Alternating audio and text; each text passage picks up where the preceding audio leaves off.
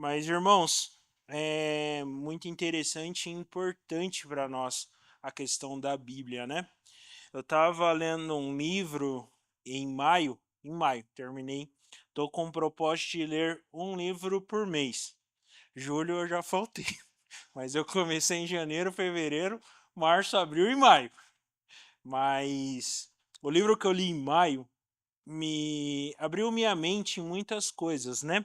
Principalmente em relação à palavra de Deus. O livro se chama Famílias Imperfeitas e Graça Perfeita.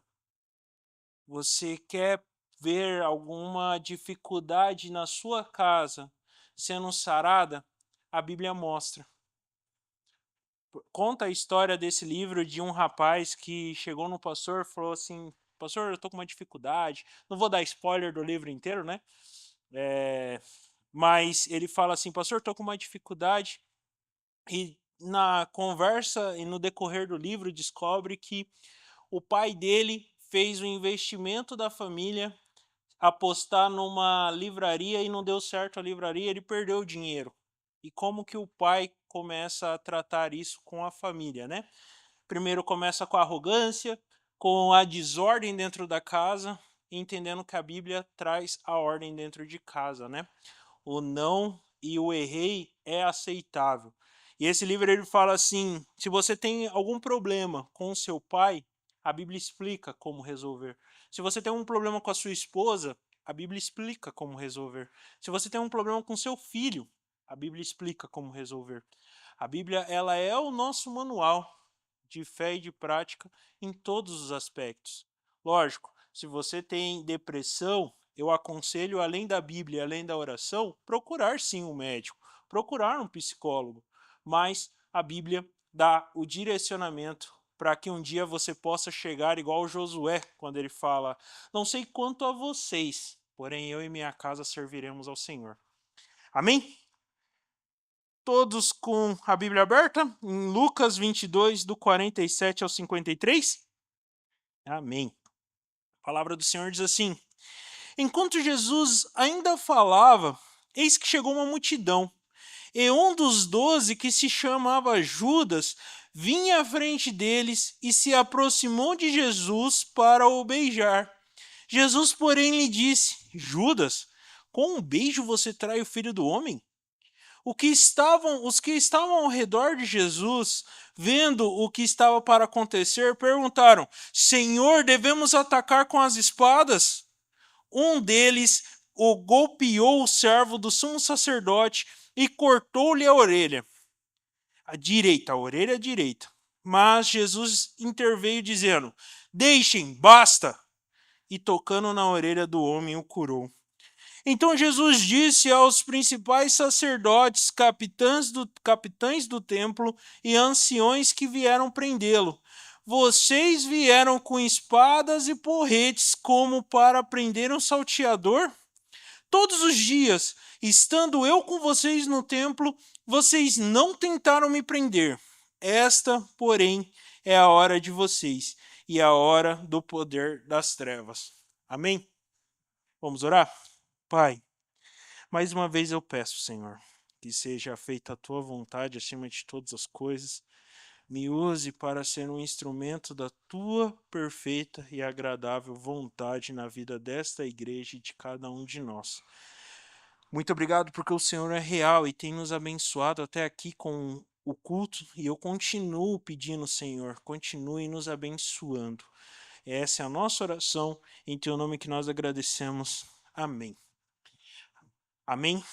O relato que Lucas dá a respeito dessa passagem, a respeito da detenção de Jesus, é o mais curto dos demais evangelhos. Se você abrir em Marcos, você vai ver uma história também contando com mais detalhes. Se você abrir Mateus, também você vai ver alguns detalhes que Lucas não fala. E se você abrir em João, você também vai saber alguns detalhes que Lucas não fala. Mas o tema principal, o assunto principal, todos falam, todos relatam. É a mesma coisa se eu chegar aqui e falar assim: olha, eu vou fazer ia falar mágica, né? Mas eu vou fazer uma mágica. Cada um aqui sai contando o que eu fiz, mas ninguém vai usar a mesma palavra, as mesmas frases, mas o contexto todo mundo vai usar. E Lucas, ele, por ser mais curto, ele acaba trazendo alguns detalhes importantes dessa passagem. Ele inclui a matéria exclusiva. Por quê? Ele mostra como foi a pergunta dos discípulos quando ele fala: Senhor, devemos atacar com espadas? Ele fala sobre a cura da orelha do servo, do sacerdote, que os outros não traz detalhes, mas ele fala como foi a cura. Ele traz a referência sobre o poder das trevas que está chegando, ou que chegou. Várias pessoas fizeram parte dessa trágica cena da prisão de Jesus ali no Getsemane, e nós vamos analisar algumas pessoas dessa história. Nós vamos analisar Jesus, Judas, os discípulos e a multidão. E depois trazer a conclusão a qual o Senhor quer que aprendemos hoje. Então, em primeiro lugar, isso eu não fiz por mérito, mas apenas fiz dessa maneira. Quando a gente está estudando a palavra do Senhor, vem muitas oportunidades para nós, e eu acabei usando nosso Senhor Salvador como a primeira opção de detalhes. Então, em primeiro lugar, nós temos o nosso próprio Salvador, Jesus. Tanto os inimigos como os discípulos tinham ideias distorcidas a seu respeito. Os seus inimigos, eles pensavam que esse Jesus era um impostor, esse Jesus era uma fraude, esse Jesus era um blasfemo, esse Jesus era alguém que arrotava se dizendo ser o Messias. Enquanto isso, seus discípulos pensavam que ele era o Messias político que viria trazer a posição política. Tanto que se vocês abrirem o Antigo Testamento e começar a ler os profetas, cada um que traz a passagem sobre o Messias, todos ali pensavam que era alguém como? Chegaria na espada. Chegaria dividindo já, mostrando quem ele era. Chegaria para a guerra, né? Pronto para a guerra. Um servo do Senhor que viria chegar à espada ali em Belém, mas ele não nasceria da maneira que nasceu. Então nós temos essas duas situações acontecendo a respeito de quem era o Messias, quem era esse Jesus. E Jesus, por sua vez, ele mostra a multidão que veio prendê-lo, bem assim como os seus discípulos também, que nada estava acontecendo por acaso.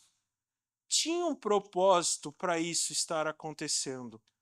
Então, não adianta chegarem na espada, não adianta chegarem com conclusões precipitadas, porque tudo o que estava acontecendo era para honrar o nome de Deus, era para honrar quem era o nosso Salvador.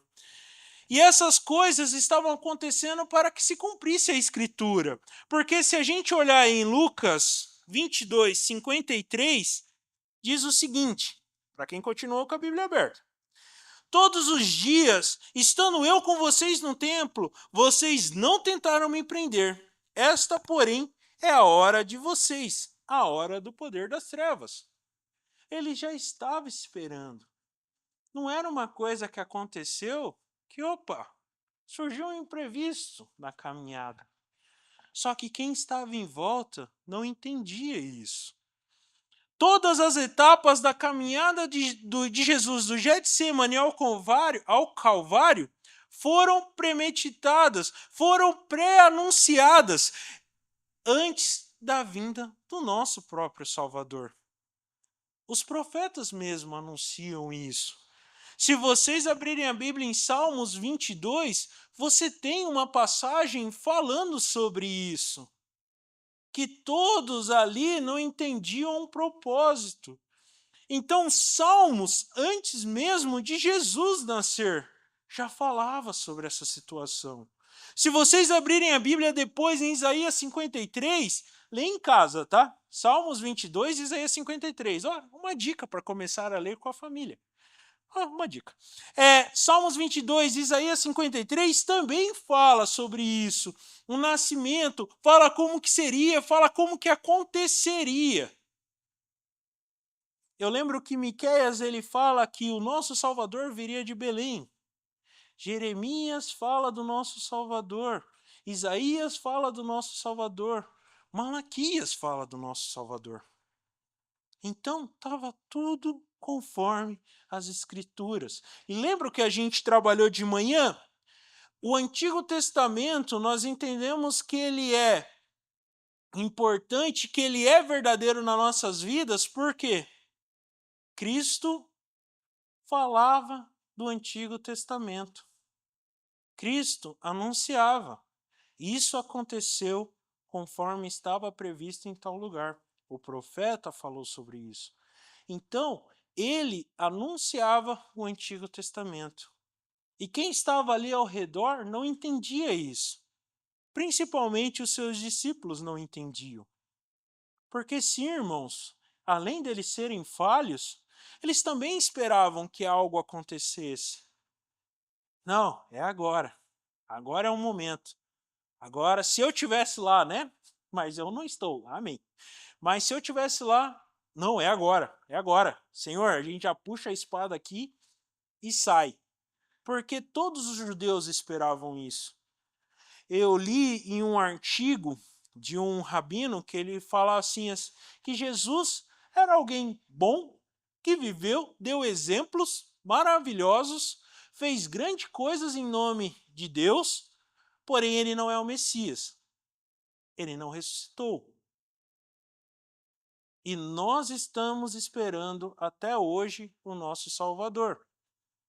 E o nosso Salvador, como ele pode vir, o rabino falando, né, no caso do que eu li, ele falava assim, o nosso Salvador pode vir de alguém muito poderoso, como também pode vir de alguém andando na rua. Então, esse era o posicionamento que eu vejo hoje. Hoje eu li, mas isso me ajuda a entender um pouquinho do que estava acontecendo na época. Todos esperavam. Todos esperavam. Então, a ira dos seus inimigos, a rejeição do próprio povo, o tratamento que ele recebeu como criminoso, alguém horrivelmente que precisava ser castigado, tudo isso foi conhecido e premeditado antes, e profetizado antes. Jesus revela que o seu reino não é terreno, mas o seu reino é espiritual. Eu lembro que quando eu ouvia sobre prosperidade, sobre Deus vai te abençoar, eu ficava pensando, meu Deus, quando vai vir meu carro do ano, minha casa com piscina, como vai vir os meus melhores momentos da época? Porque meu pai está sofrido, mas quer receber a bênção do Senhor? Quer receber? Vamos pensar nos profetas, como eles receberam a bênção de Deus. Vamos pensar nos discípulos, como eles morreram acreditando no Salvador. Quer a bênção de Deus na sua vida? Vai anunciar Cristo a todos, em todas as nações. Vai batizar a todos que precisam ser batizados. E vai sofrer, mas vai sofrer com Cristo do seu lado. Essa é a bênção maior. Não é riquezas, não é poder, mas é a presença do Espírito na sua vida. Se você for rico, amém. Mas se você for pobre, amém também. E você não se apegue ao dinheiro. Apegue em quem ele é. Amém? Eu lembro que quando eu era seminarista, eu saí da casa do meu pai, que todo domingo tinha churrasco. Dá para ver que a criança aqui não é magra, né? Mas tinha churrasco. Fui ser seminarista. No primeiro final de semana, não tem dinheiro para carne. tive que comer arroz. Isso que um amigo meu trouxe um ovinho, e eu fritei o ovo para comer arroz e ovo. Falei, rapaz, isso daqui não é vida não. Eu quero voltar para o meu pai. Quando eu falei, eu quero voltar para o meu pai, que eu cheguei em casa, meu pai falou assim, filho, não tá para te manter desse jeito não. Ou você luta para ser um vencedor, ou você volta como um perdedor. Falei, Senhor, me ajude. Fiquei lá uns 2, 3 anos até aprender que trabalhar edifica o homem. Não fiquei esperando meu pai e consegui me acertar.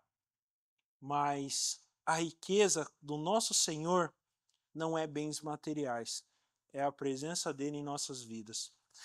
Então, Jesus revela que o seu reino é espiritual e o seu reino e a sua batalha não era pelas espadas, não era pelo poder da sua força, mas sim por algo espiritual.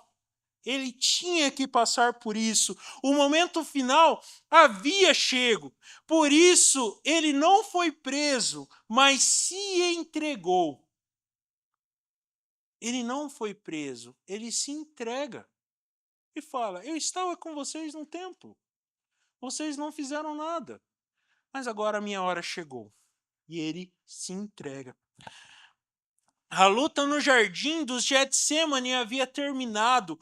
O choro que Lucas fala, que o sentimento era tão forte que escorria sangue, o suor era de sangue. Isso é maravilhoso. Se você lê Lucas como uma poesia, você começa a entender os exemplos que ele estava. O momento ali do nosso Senhor na oração era tão forte que a expressão que Lucas usa era: ele suava sangue. Mas em nenhum momento, e isso entendam, ele falou assim: Senhor, meu Pai, não quero isso. Ele falou: afaste esse cálice de mim, mas antes de tudo, que seja feita a tua vontade. Vocês conseguem entender isso?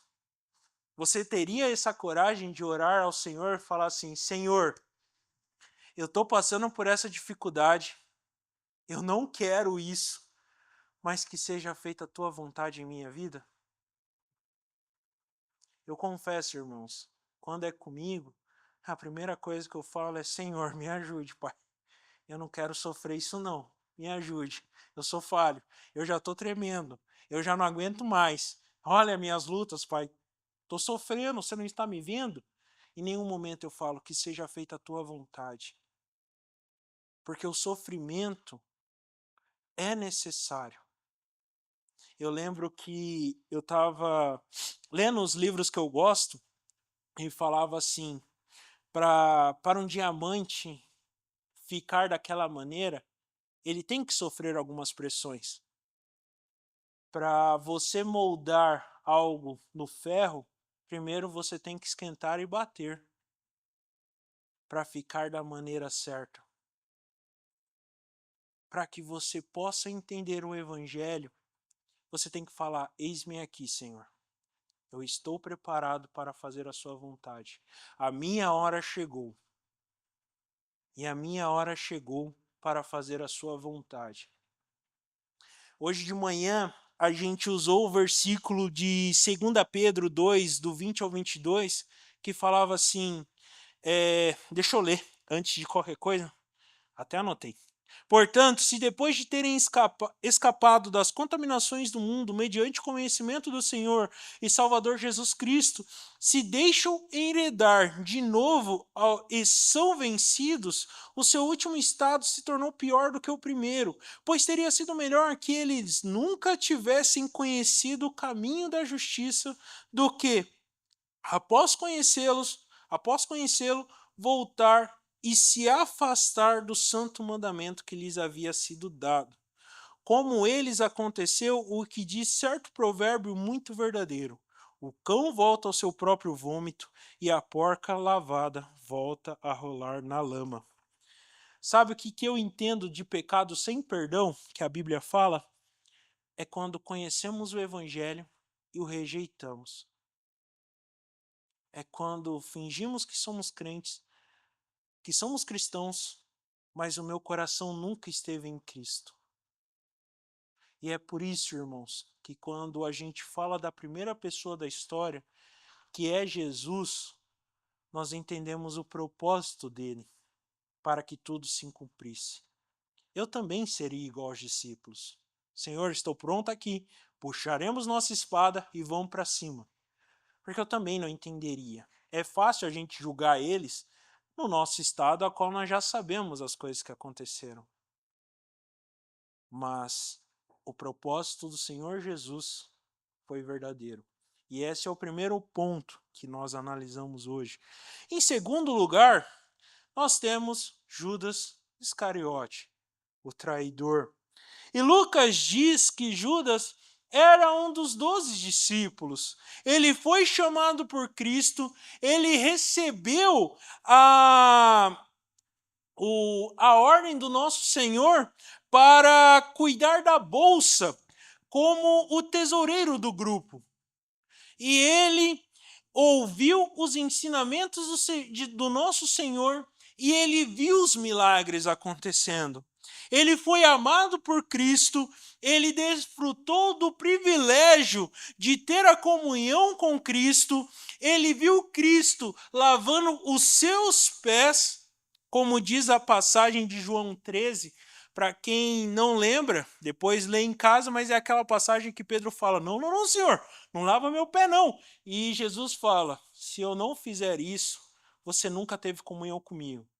E ele fala, meu pai, então me lava de cima a baixo, pelo amor de Deus. Você não entendeu nada, Pedro. Mas ele participa dessa situação. Ele está ali, ele viu, ele vivenciou, ele estava presente em todos os momentos. Ele tanto viu Jesus lavando os pés, como viu e foi advertido na mesa da comunhão. Mas Judas, dominado pelo pecado, dominado pelo seu sentimento de avareza, dominado pela brecha do diabo em sua vida, ele agora se associa como inimigo de Deus. Jesus desafia ele abertamente e chamando-o de traidor, mas não impede de prosseguir com a sua meta, com o seu plano. E a traição é uma das atitudes mais abomináveis e repugnantes da vida de alguém.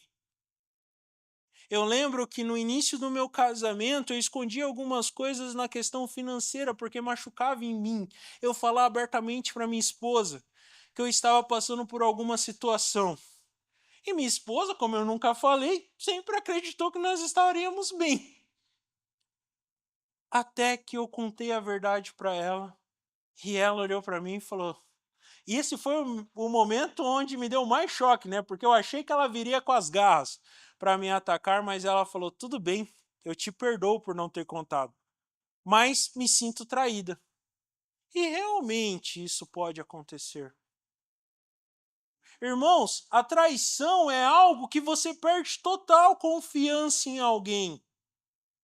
Você perde total confiança em alguém.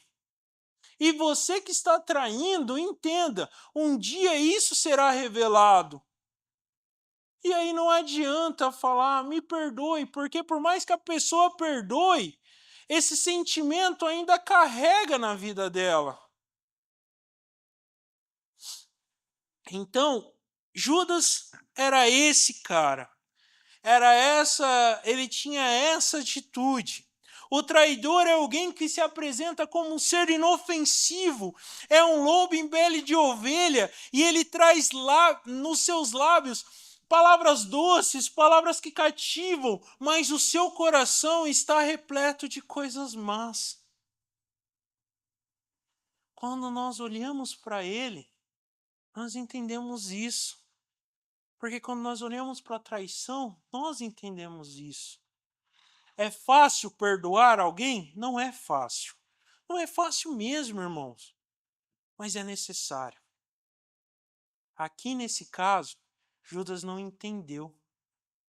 Ele carregou esse desejo. Ele supriu e cuidou, se eu posso trazer para hoje, e vou tentar falar de uma maneira onde todos entendam. Sabe aquele seu pecado de estimação que você guarda com tanto carinho?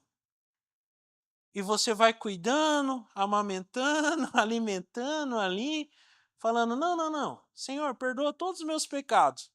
Mas não fala: Senhor, perdoa esse pecado e me ajuda a tratar esse pecado.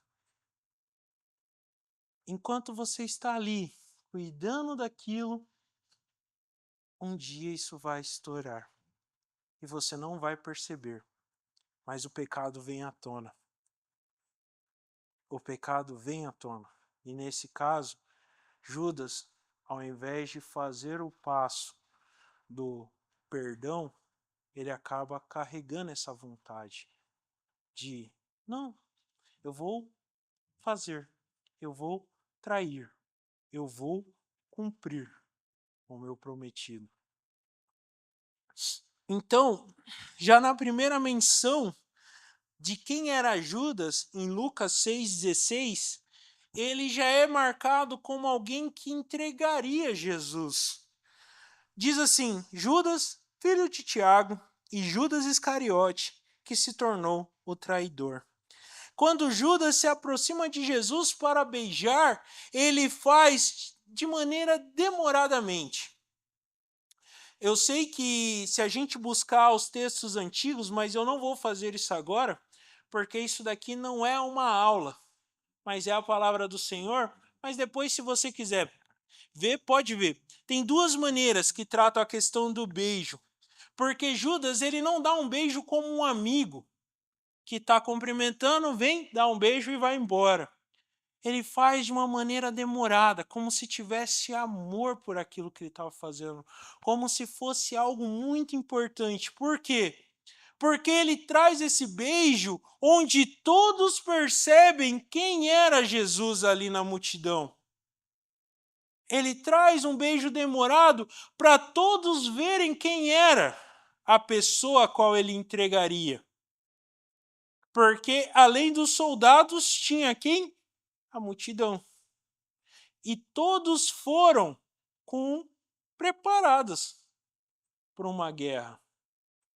Então ele vai lá com um beijo e ele usa o símbolo de amizade e do amor para atrair o Filho de Deus, para que Jesus, mais uma vez, mostre quem ele é. Porque o versículo diz assim, vamos lá? Judas não, né? Lucas 22, 48. Jesus, porém, lhe disse: Judas, com um beijo você trai o Filho do Homem? Tudo isso aconteceu por um momento de traição, por um momento onde ele pega o seu pecado e mais uma vez deixa aquilo inflamar seu coração. E essa frase deve ter sido ressoada no coração dele e na mente por muitos momentos, até onde fala que ele se matou. Imagine, você caminha com a pessoa, você vê milagres acontecendo por essa pessoa falando do amor, essa pessoa falando sobre a salvação, essa pessoa falando que sim, isso está acontecendo para que a palavra do Senhor se cumpra. E mesmo assim, pela vontade humana, pela vontade carnal, ele trai o Salvador. E essa frase deve ter dado um remorso muito grande na vida dele. Então nós temos Jesus, nós temos Judas, e agora nós vamos falar dos discípulos e, em especial, Pedro. E se olharmos uma passagem anterior, em Lucas 22, 36, nós lemos o seguinte. Deixa eu abrir aqui rapidinho.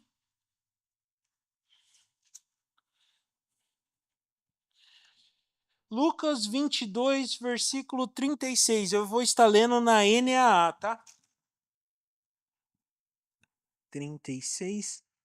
Então Jesus lhe disse: Agora, porém, Quem tem bolsa, pegue-a e faça o mesmo com a sacola. E o que não tem espada, venda a sua capa e compre uma. Os discípulos definitivamente não entenderam essa fala de Jesus.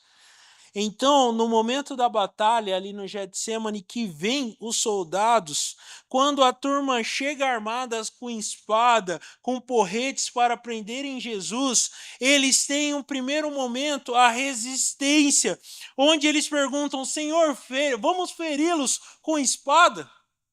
Estamos preparados, vamos para cima. E nesse momento, Pedro nem esperou a resposta do nosso Senhor, de Jesus, e ele já lança a espada e ele já corta a orelha. Em João nós descobrimos que é Malco, o soldado a qual ele arranca a orelha, né?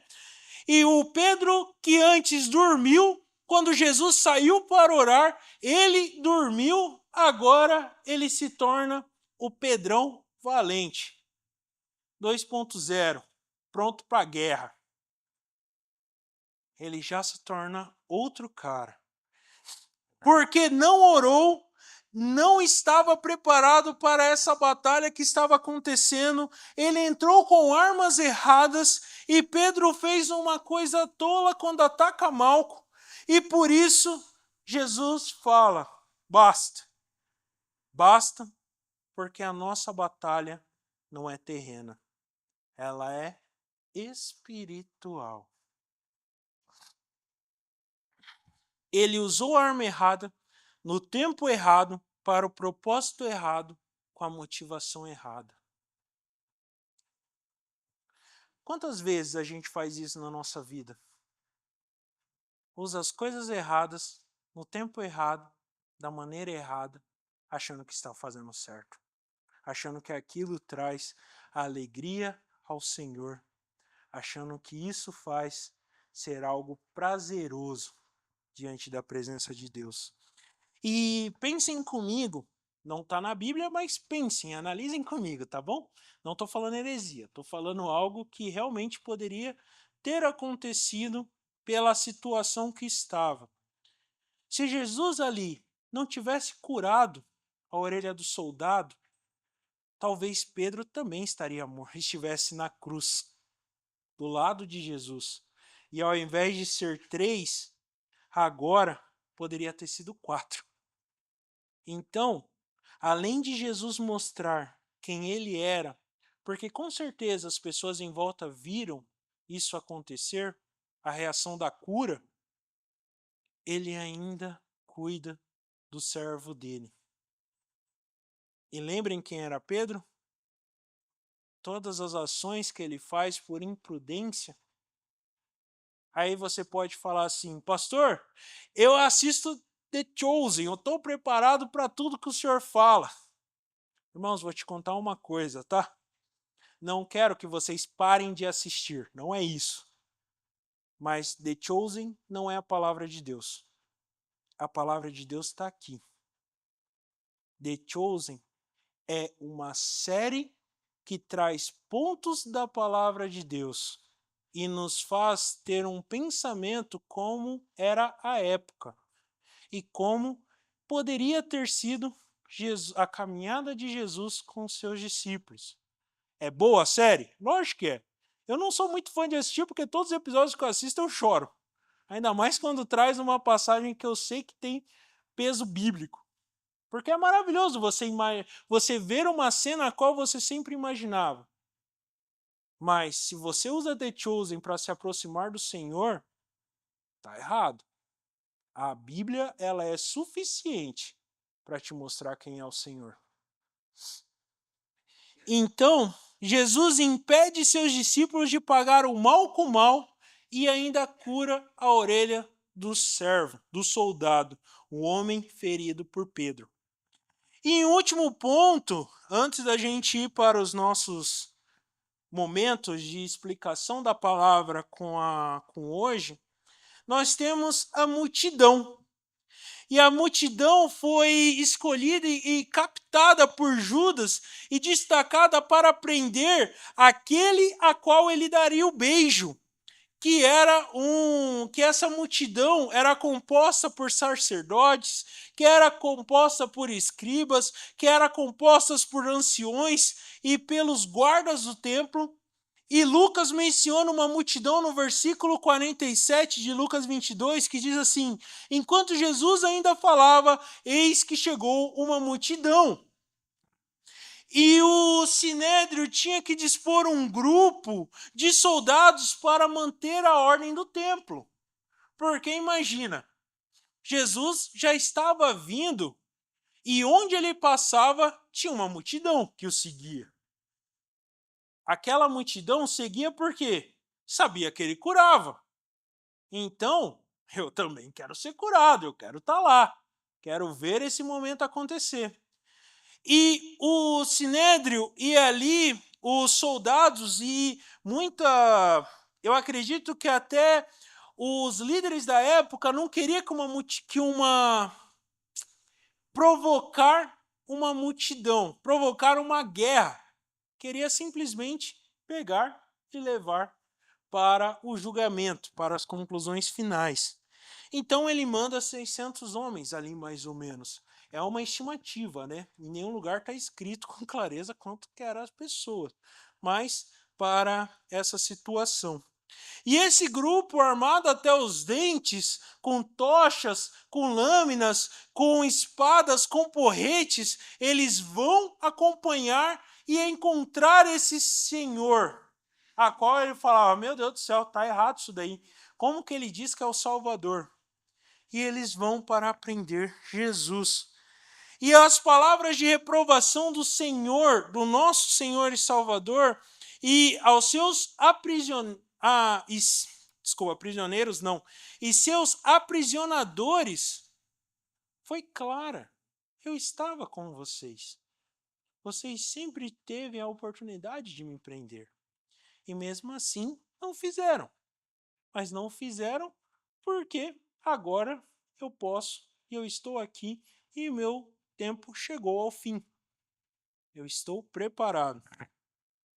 Jesus encara sozinho seus inimigos. Jesus sofre sozinho pelos seus inimigos.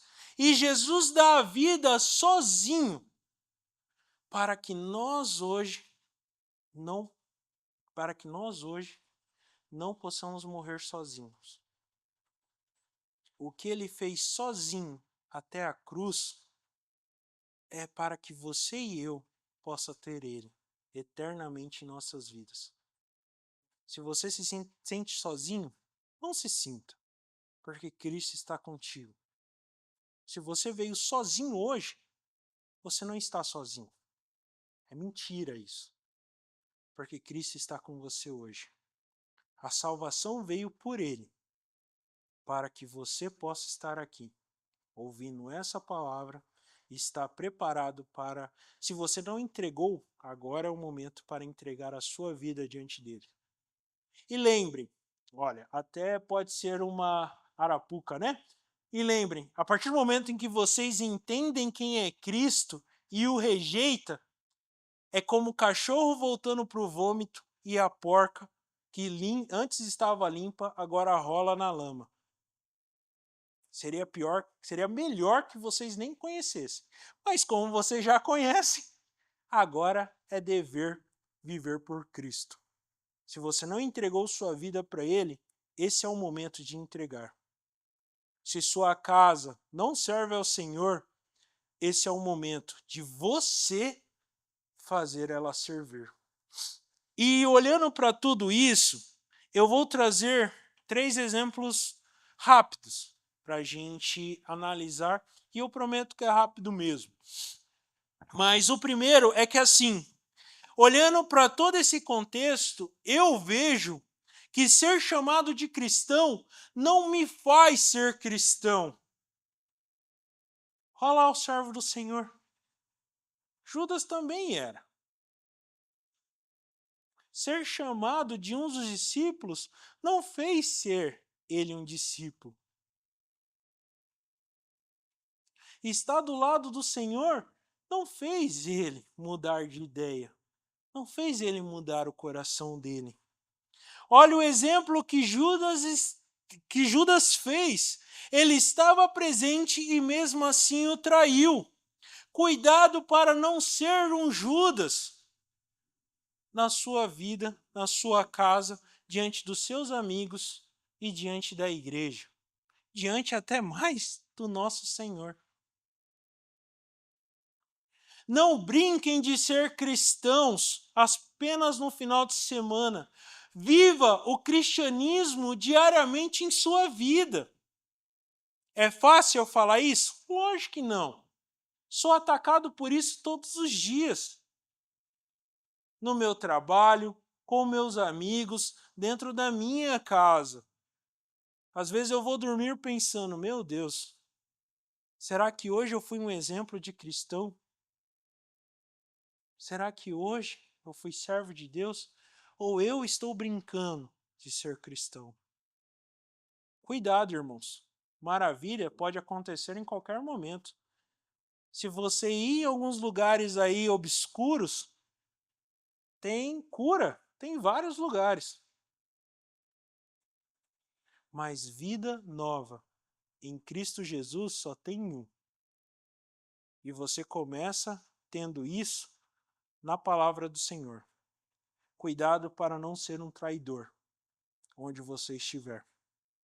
Cuidado para você beija Cristo de um lado e do outro você está blasfemando em nome dele. Falando que era em nome dele.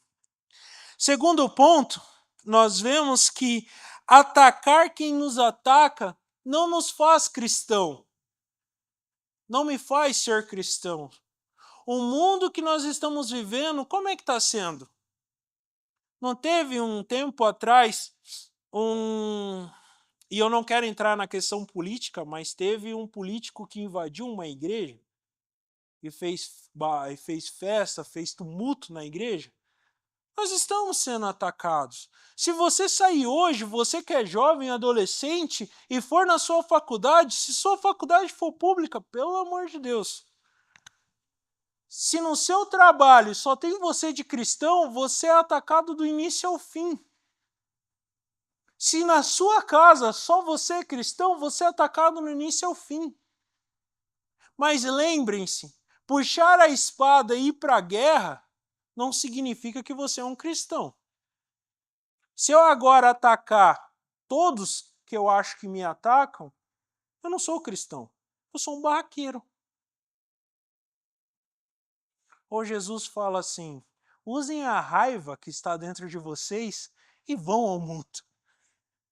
Fala, você acredita em Deus? Não, já passa a espada. Fala, Deus, mandei mais um. Julga aí. Não é assim que funciona. Os seus sentimentos não podem estar à flor da pele. Se você tem raiva, você vai ter que lutar com isso. Se você tem pavio curto, você vai ter que lutar sobre isso. Se você que fala que ama a Deus, mas tem uma boca mais suja do que um bueiro, você vai ter que tratar isso. Se você fala que ama a Deus e na primeira oportunidade que tem, você humilha o seu próximo, você não é cristão. Quer que eu dê um exemplo fácil aqui? Sabe essa pessoa que está do seu lado? Ela não quer guerra. Ela quer que você seja instrumento do Senhor na vida dela. E você conhece alguém que não está aqui hoje porque teve problemas com você? Você sabe de alguém a qual, vou usar o exemplo aqui, mas acontece em todas as igrejas, até na minha em Nova Londrina aconteceu, racha de igreja. Se você carrega a mágoa de alguém, você não está sendo cristão. Pensem comigo, Jesus perdoou a nossa podridão, quem nós somos. E rapaz do céu, nós somos ruins. E ele nos perdoou. Mas você não consegue perdoar quem falou mais alto que você ou quem gritou com você. Eu vejo muitos jovens querendo abandonar sua casa porque o pai gritou com ele. Estando certo ou estando errado, eu vejo muito casamento ser destruído porque um não teve paciência com o outro. Ah, quer saber de uma coisa? É melhor a gente separar mesmo, não tá dando certo não. Segue tua vida que eu sigo a minha. Porque não entenderam o propósito. Ser cristão também não significa abaixar a cabeça para tudo. Calma, calma. Mas ser cristão significa que não é com guerra que a gente evangeliza. É com a palavra e com o mesmo amor que Deus trabalha em nossos corações. Então, não ser chamado de cristão não me faz ser cristão, e atacar quem nos ataca não nos faz ser cristãos. Aceitar o propósito de Deus me faz ser um verdadeiro cristão. Eu uso um exemplo que está em Efésios 2, do 8 ao 9. Deixa eu abrir aqui rapidinho. E aí a gente já vai estar encerrando. Eu sempre brinquei, mas eu acho que minha Bíblia veio ser Efésios. Não, brincadeira, achei. Efésios 2, do 8 ao 9, diz assim: Porque pela graça vocês são salvos, mediante a fé. E isso não vem de vocês, é dom de Deus. Não de obra para que ninguém se glorie. Olha aqui o que nós temos. Nós somos salvos pela fé. E não é por querer ser o primeiro a mostrar serviço no final de semana. Tiago fala em Tiago 2, 17 ao 20, que as obras nada mais é do que nós confirmando aquilo que a fé trouxe para nós. Porque a salvação não é pelas obras, mas a obra só testifica o que a salvação tem feito em minha vida. Quer mudar de vida? Entregue seu coração a Jesus. A Bíblia fala também que nós somos sal e luz. E eu uso o último exemplo, e assim eu faço o encerramento. Se a banda quiser se preparar, pode vir. Mas eu faço o exemplo do sal e da luz. Naquele tempo, eles usavam sal para quê? Para proteger a carne, para a carne não apodrecer. Se você não for sal na sua casa, tem uma pessoa apodrecendo do seu lado, que você sente o cheiro podre, o cheiro da podridão acontecendo e você não faz nada. Quando você entende o chamado de Deus, você entende que você é sal e luz onde estiver. Então, se você vê alguém cego pelos seus medos, pelos seus sentimentos, pelo seu egoísmo, pelo seu pecado, você tem que ser luz naquele lugar. E se você sente aquele cheiro de podridão, aquele cheiro de pecado, aquele cheiro de, meu Deus, eu não quero estar aqui, é você que tem que ser sal nesse lugar. Eu não posso ver meus amigos usando drogas, meus irmãos usando drogas em volta de mim e não fazer meu papel de cristão. Eu não posso ver meu irmão do meu lado chorando e eu não fazer o meu papel de cristão. Eu não posso ver um irmão dessa igreja passando fome e eu não fazer o meu papel de cristão. Vocês conseguem entender o que é ser igreja? O que é estar preparado para o reino de Deus? O que é ser cristão verdadeiro? Não é a faca, não é a espada, não é o orgulho. É você ser o primeiro a lavar os pés de quem está do seu lado. Imagina, você está sentado vendo Jesus lavando teus pés. Eu seria um Pedro da vida. Não, Senhor, faz isso não, pelo amor de Deus. Mas ele nos ensinou o que é ser cristão de verdade. Se você vê alguém nessa igreja que não é servo do Senhor, sente com ele e ore. Fala, irmão, você não está sozinho não. Tem gente, eu estou contigo. Assim como Cristo me amou, não existe pecado que vai te tirar da presença dele. Não carregue esse pecado mais na sua vida. Não seja traidor. Viva Cristo. Entendam isso, irmãos. Entendam isso como algo importante. Essa igreja pode fazer maravilhas quando deixamos a Bíblia ser o centro das nossas vidas e quando deixamos Deus usar cada um de nós. Amém? Vamos orar? Pai, muito obrigado, porque o Senhor é um Deus presente, tem nos fortalecido e tem nos abençoado. Muito obrigado, Pai, porque mesmo eu sendo falho, o Senhor tem me usado para fazer a tua vontade. Desculpa, Pai, se eu falei qualquer coisa aqui que não te agrade. Mas obrigado, Senhor, porque essa palavra primeiramente mexeu comigo. Eu tenho certeza que estás trabalhando na vida dos meus irmãos também. Nos faz ser cristãos verdadeiros. Não nos deixe ser contaminado pelo pecado. Perdoa-nos, Pai, porque o Senhor sabe que nós temos pecados que nós guardamos como estimação na nossa vida. Quebre tudo isso, Pai, e que a nossa vida possa resplandecer a Tua presença. Que nós possamos ser a Bíblia vivida. Não só recitar versículos bíblicos, mas viver a Bíblia em nós. Viver o Teu amor em nós. Nos abençoe e nos fortaleça. E que o grande amor de Deus, nosso Pai, a graça salvadora do nosso Senhor Jesus Cristo e a consolação do Espírito Santo esteja com todos, hoje e para todos sempre. Amém, Pai. Amém.